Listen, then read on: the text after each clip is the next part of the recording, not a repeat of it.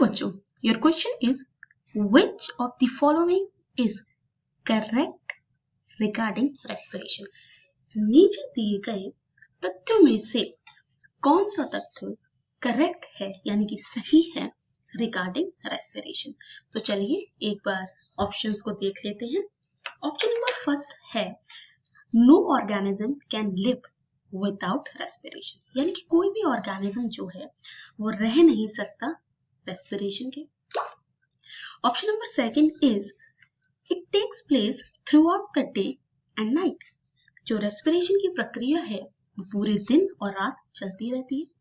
Option number third is it releases carbon dioxide and water, ये carbon dioxide को release करती है और वाटर को।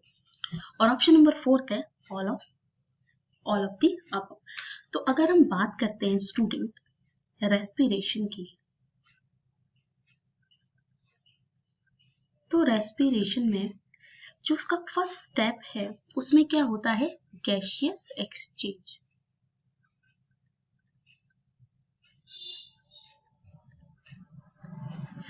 ठीक है, जो सेकंड स्टेप है उसमें क्या होता है, एक्सटर्नल रेस्पिरेशन।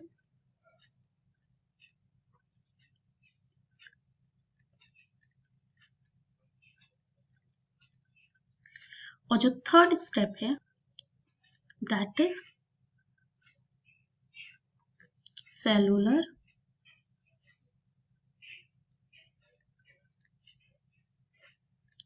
रेस्पिरेशन। तो यहाँ पे होता क्या है कि गैसियस एक्सचेंज में O2 और कार्बन डाइऑक्साइड जो है उसका एटमॉस्फेयर और ह्यूमन के जो लंग्स हैं उनके बीच में एक्सचेंज होता है। और जो एक्सटर्नल रेस्पिरेशन है उसमें क्या है कि एल्वोलाई जो सैक है और जो ब्लड कैपिलरीज हैं तो उनके बीच में ब्लड और एल्वोलाई सैक के बीच में O2 और कार्बन डाइऑक्साइड का एक्सचेंज होता है। ओके, जो सेलुलर रेस्पिरेशन है उसमें क्या होता है, O2 को यूटिलाइज किया जाता है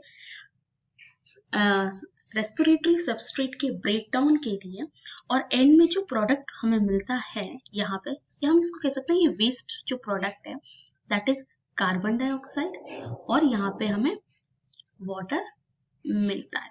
तो ये जो पूरी प्रोसेस है रेस्पिरेशन की या ब्रीदिंग की, ये फुल टाइम चलती रहती है। हम इसको कुछ टाइम के लिए रोक सकते हैं जो कि कुछ टाइम के लिए हमारे कंट्रोल में, बट परमानेंटली हम इस प्रोसेस को नहीं रोक सकते हैं। रेस्पिरेशन की प्रोसेस यानी कि ब्रीदिंग की प्रोसेस भी होती है, और इंटरनल रेस्पिरेशन और सेलुलर रेस्पिरेशन की जो प्रोसेस है वो हमारी बॉडी में ऑलवेज होती रहती है, क्योंकि हमारी बॉडी जो है उसे एनर्जी चाहिए।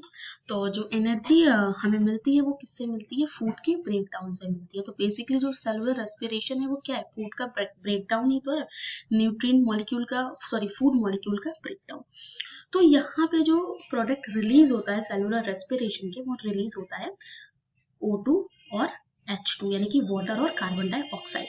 तो अगर हम बात करें इन चारों स्टेटमेंट की, तो जो ऊपर दिए गए स्टेटमेंट है no organism can live without respiration, तो ये भी बिल्कुल करेक्ट है कि कोई भी ऑर्गेनिज्म जो है, चाहे वो बैक्टीरिया ही क्यों ना है, उसमें रेस्पिरेशन की जो प्रक्रिया है वो होती है, चाहे वो एनारोबिक हो चाहे वो एरोबिक हो। ओके, लेकिन वो प्रोसेस होती है, तो इसलिए ये स्टेटमेंट करेक्ट है।